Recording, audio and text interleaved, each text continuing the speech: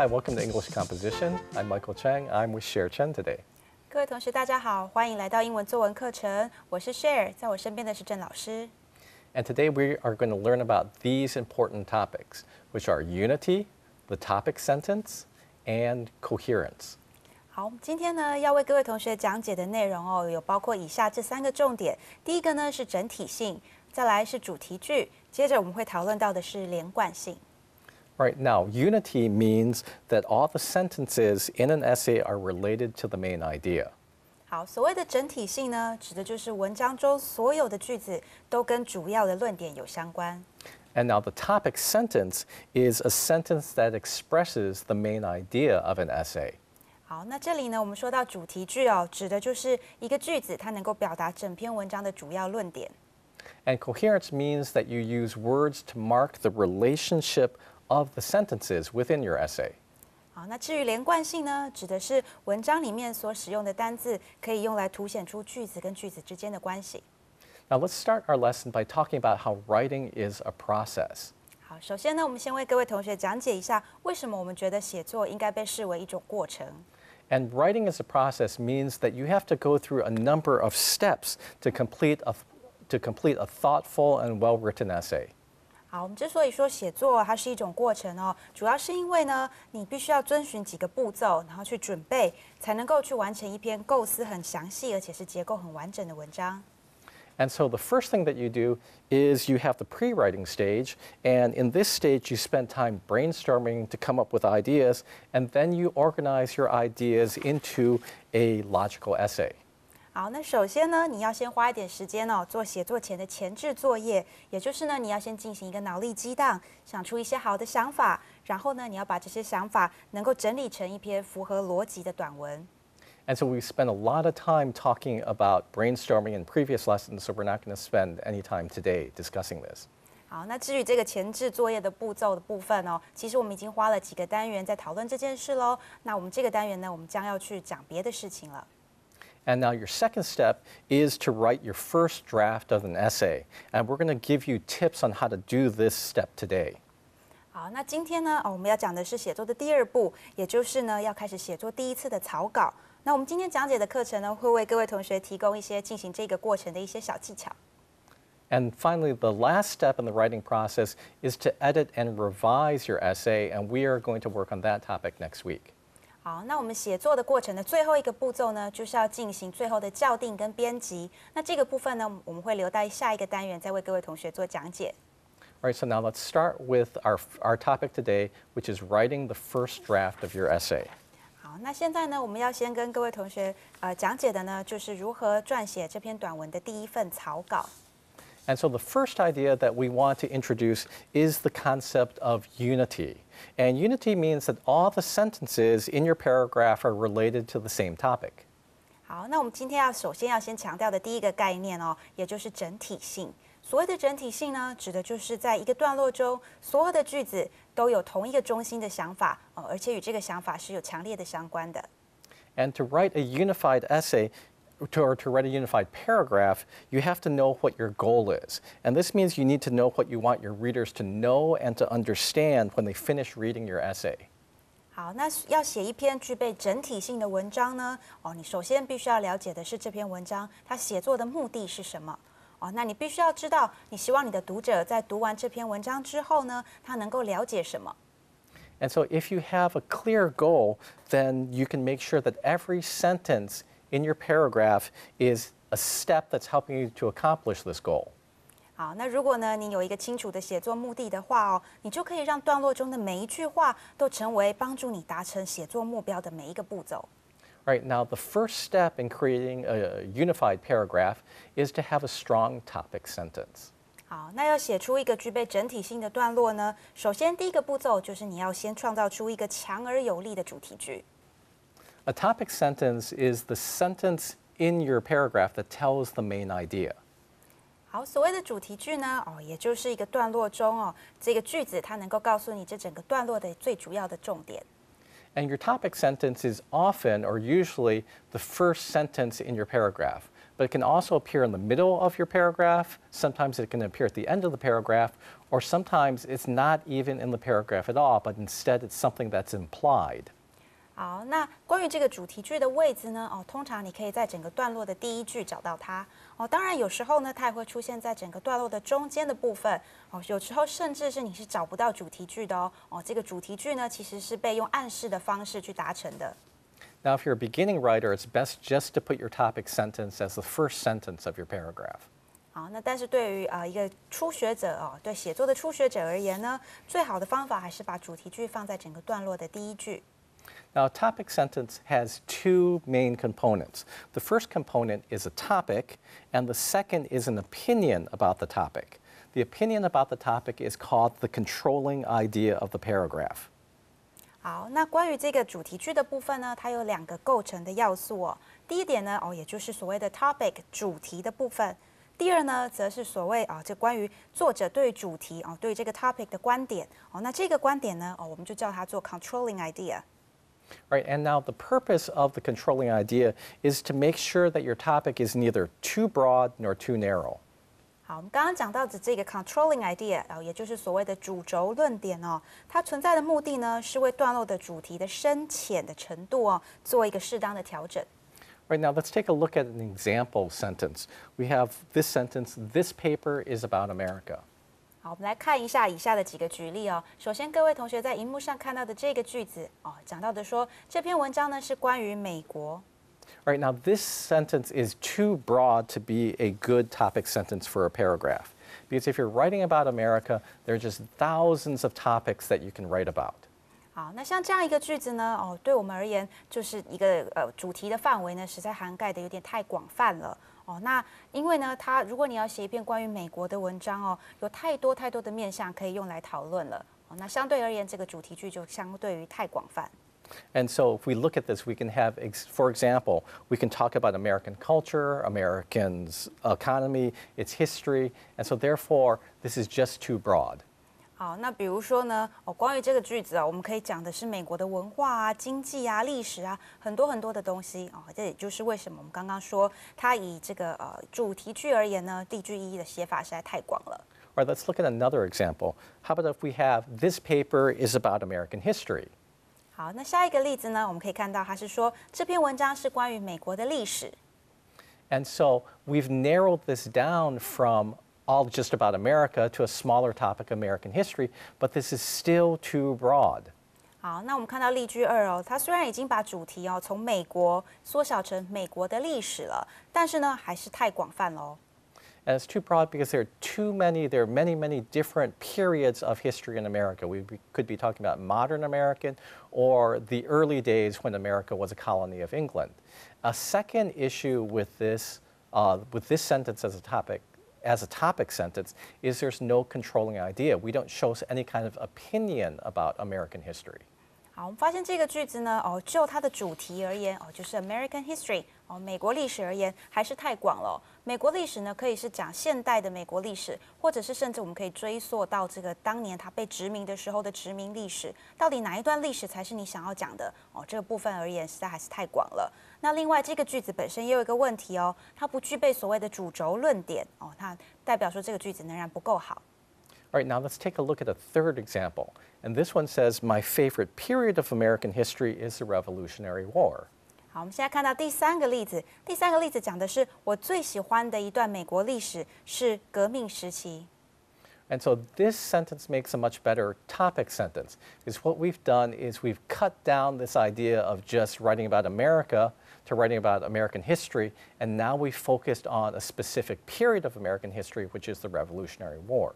好，我们可以发现呢，这个句子相对而言比前面两个句子来的要好那第一个，它是把范围就更缩小了，从美国的历史呢缩小到美国独立革命这一段时间那再来，我们也可以看到句子中已经陈述了作者的主轴论点了。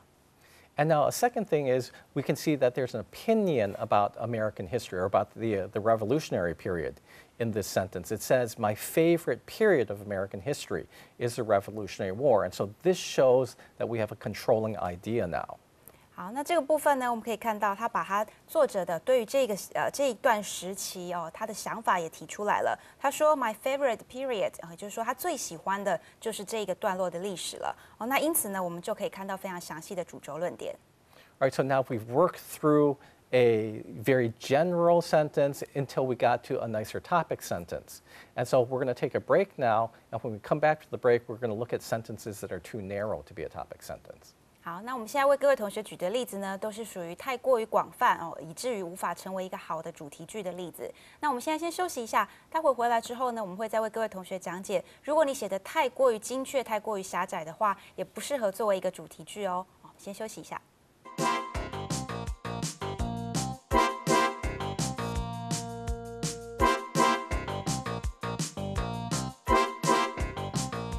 Welcome back. Let's continue talking about topic sentences now.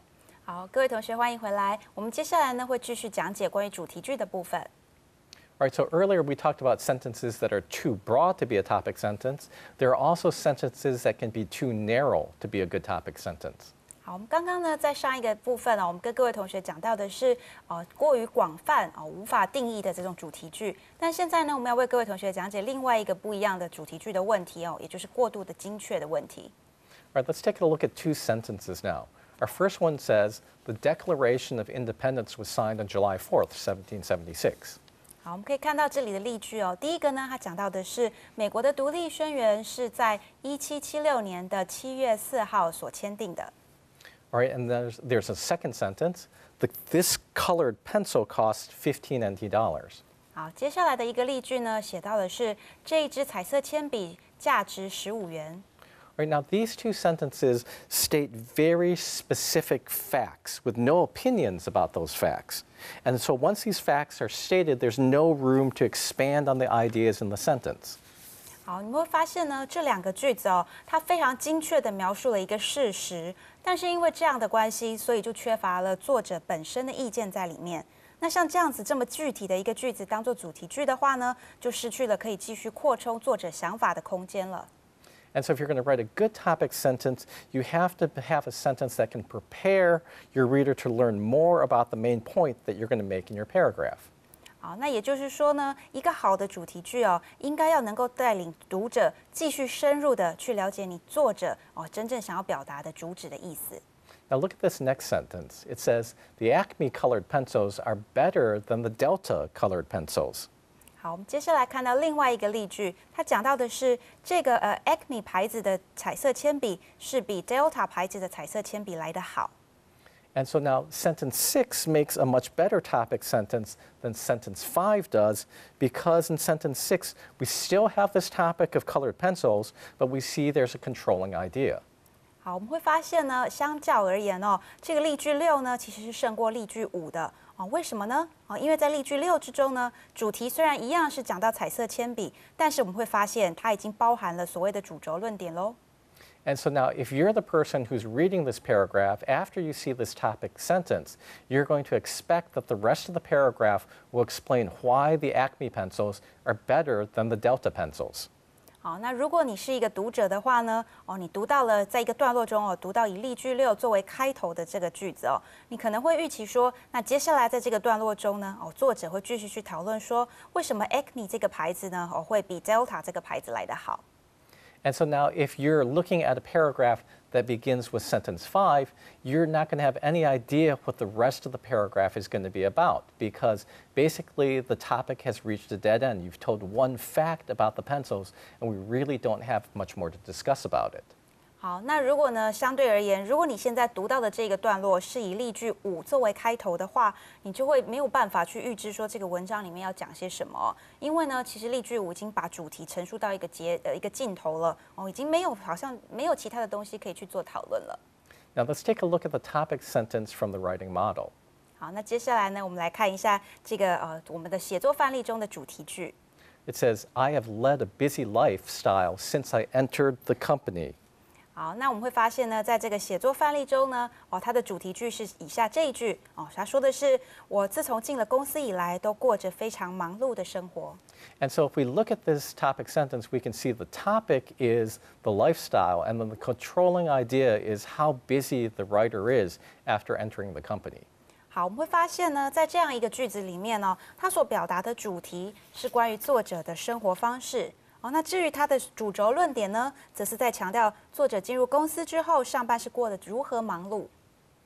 And so then what you can expect is that the rest of the paragraph is going to give descriptions or give examples of how busy the writer's lifestyle is. 好，那身为一个读者你看到这样的句子之后，你就可以预期说，接下来的段落应该会去描述说他的生活到底是有多么的忙碌。And then maybe you can guess and say, maybe it's going to talk about how she deals with work or how she deals with this busy lifestyle. 好，那甚至呢，你还可以再去更进一步的去推测也许作者会解释一下为什么他是怎么样去协调他的工作跟他的生活的。And so a topic sentence that gives you something to expect about what's going to happen in the rest of the paragraph is a good and workable topic sentence. 好，那也就是说呢，一个真正好的主题句，必须要让读者有期待后续发展的一个空间。那像这样的主题句呢，我们才能够说，这是一个好的句子。Right, now let's continue and talk about the next topic, which is support sentences. And we're going to talk about how support sentences also contribute to the unity of a paragraph. 好，我们接下来呢要讨论的是，我们如何运用这个段落中的支持句来达成整个段落的整体性。And so what support sentences do is they give details, they give reasons, or give examples to convince your readers to agree with the statement that you make in your topic sentence. And so your support sentences are the evidence that proves the idea in your topic sentence is correct.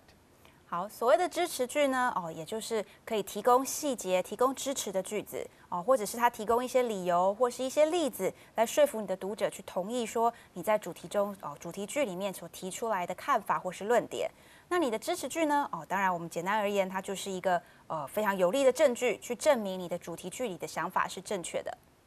And so therefore, as a writer, you need to make sure that all your support sentences are connected to the topic sentence and that all your support sentences contribute to showing that your topic sentence is correct. 好，那所以呢，身为一个作者你必须要去确定你所有的句子呢都是能够连接到所谓的主题句的，而且呢，这些支持句呢，它们都能够针对主题句去提出它所支持的一些论点或是证据。Right, we're going to take a little bit of a break now. When we come back, we're going to look at our writing model and see how all the support sentences connect to our topic sentence. 好，我们现在会先休息一下，待会儿回来呢，我们会继续为各位同学讲解写作范例里面是怎么样使用支持句去支持它的主题句的。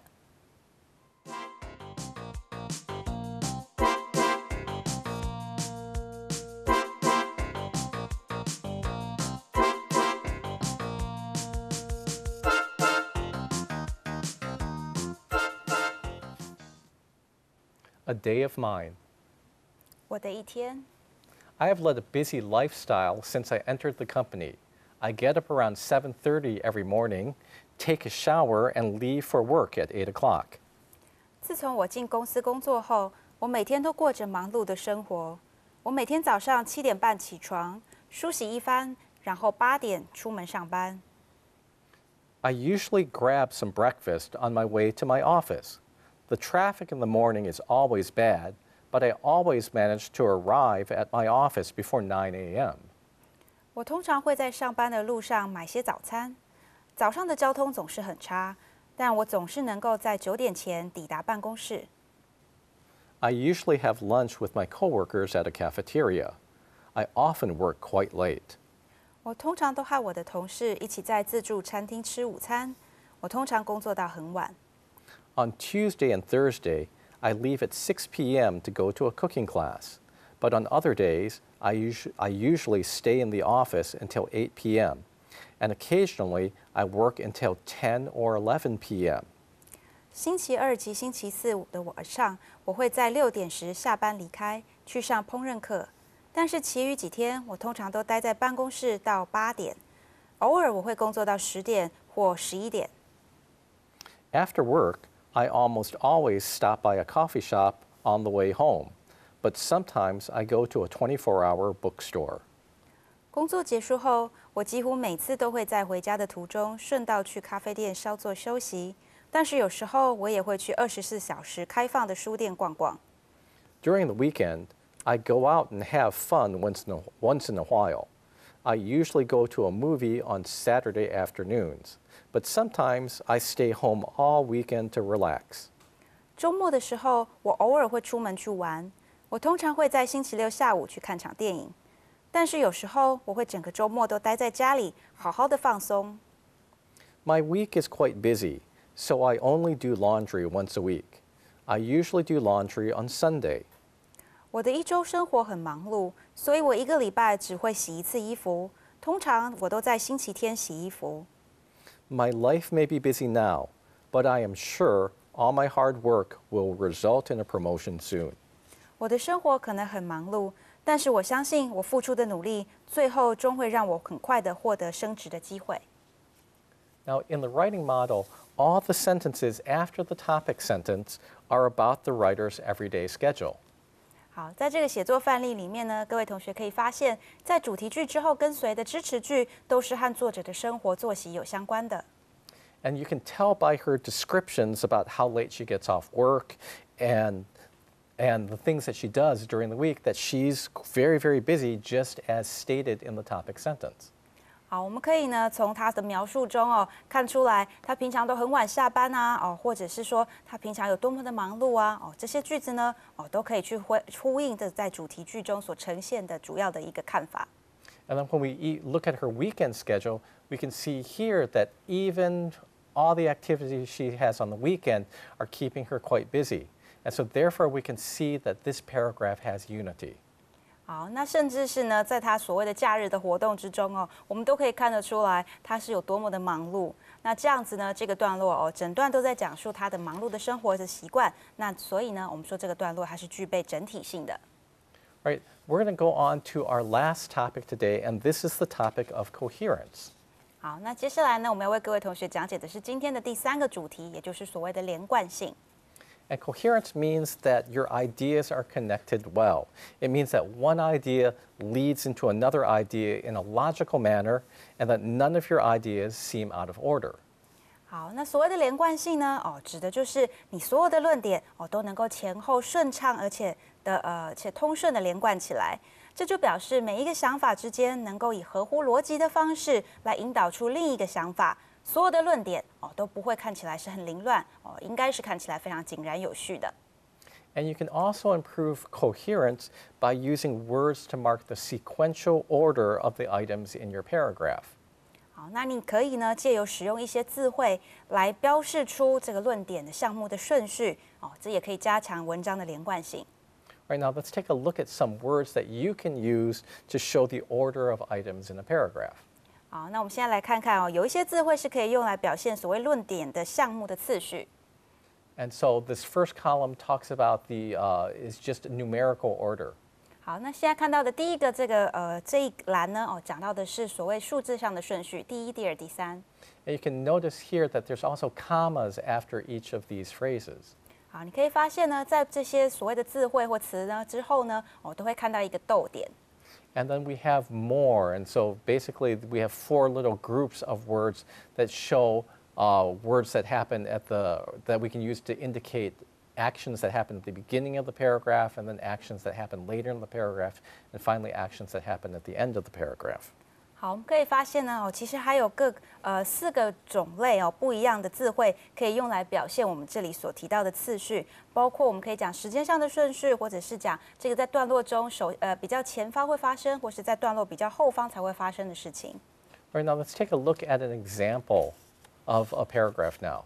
好，我们先来看看这个段落中的一些例子。All right, and it begins by saying, I had an appointment with many people yesterday. 好，我们可以看到呢，他说昨天我和许多人有约。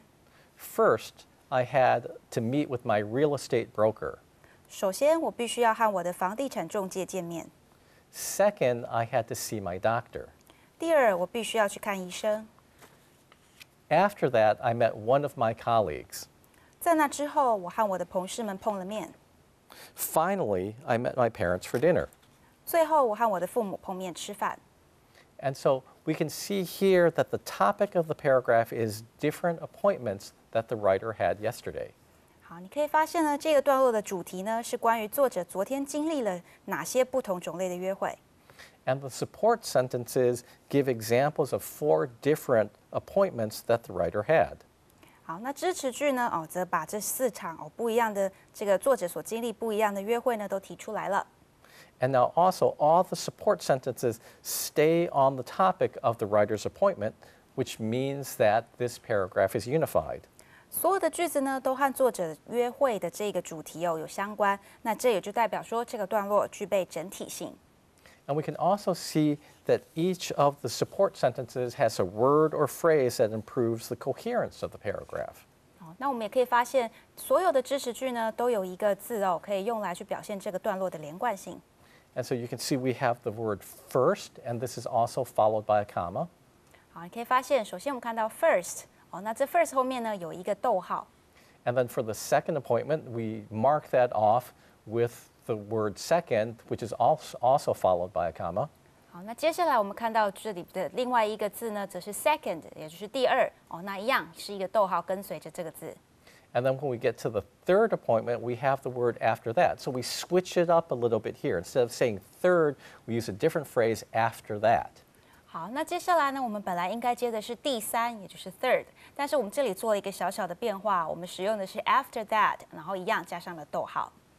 And then there's a fourth appointment, and we mark this off as the last one by using the word finally, which is also followed by a comma.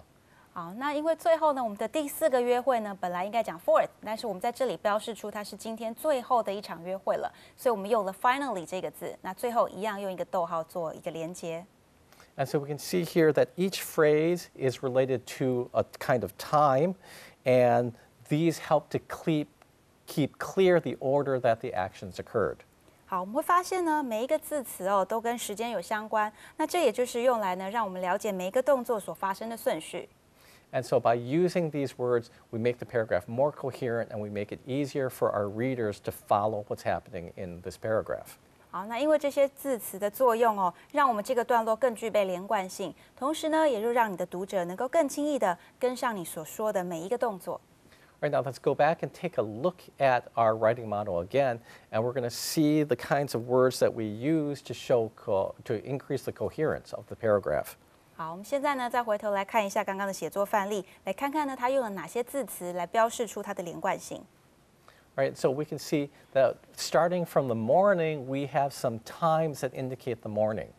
好，我们会从一开始发现呢，从早上它就把这个时间所标示出来了。And then we go on and we talk about the weekday, and then we talk about the weekend. And these are also keywords that show order in her schedule. 好，你会发现接下来呢，它不只标示出时间，它还标示出每一个天数像是星期二、星期四，甚或是到后面有 weekend 讲到的是周末。And there's another word that's important. We can see the word but is used to show contrast. 好，我们还可以看到一个很有特色的地方是 but 这个字也就是但是，它用来表示出两个想法之间相对的一个特性。And so, for example, we have the sentence, the traffic in the morning is always bad, and we use the word but here to show a contrast. But I always manage to arrive at my office before 9 a.m.